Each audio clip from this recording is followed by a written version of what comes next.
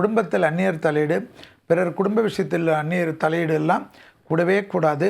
கணவனாக இருந்தால் மனைவி பேச்சை கேட்பதும், மனைவியாக இருந்தால் கணவன் பேச்சை கேட்பதும் சிறிது கஷ்டமாக இருந்தாலும் இந்த காலகட்டத்தில் கேட்க வேண்டிய நிர்பந்தம் என்பதை ஞாபகத்தில் வைத்து கொள்ளுங்கள். ஜோடியுடன் இருக்கக்கூடிய தெய்வ வழிபாடுகள் முருகர், வள்ளி தெய்வானை, சிவன் பார்வதி, பெருமாள் தாயார் என்று இருக்கக்கூடிய கோயில்களுக்கு செல்வது விசேஷமான பலனை ஏற்படுத்தி தரும்.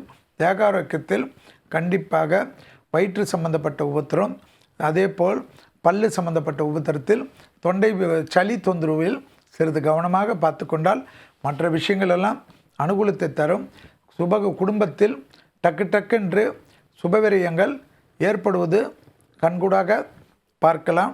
யோக பலத்தை அதிகமாக பெறக்கூடிய ராசிக்காரர்கள் தனுசு ராசிக்காரர்கள் இடம் விட்டு செல்வதற்குண்டான பிராப்தம் ஏற்படும். 3ஆம் இடத்தில் இருக்கக்கூடிய ராகு மிகப்பெரிய பலத்தையும் மிகப்பெரிய நம்பிக்கையும் ஏற்படுத்தி கொடுக்கும். எதிர்பார்க்காத இடத்திலிருந்து நல்ல செய்தி கிடைக்கும். இழுபறியாக இருந்த நிலைமை படிப்படியாக மாறுவது கண்கூடாக பார்க்கலாம்.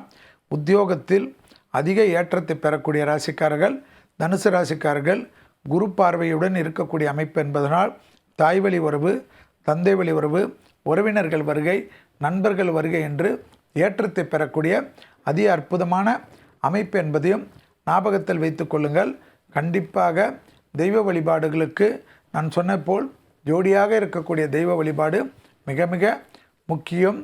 செவ்வாய்க்கிழமை மதியம் 1 மணியிலிருந்து 2 மணிக்குள் உணவு தானம் கொடுப்பதுடன் எலுமிச்சை பழ ஊறுகாய் கொடுக்க பணம் இரட்டிப்பாக்கக்கூடிய அற்புதம்.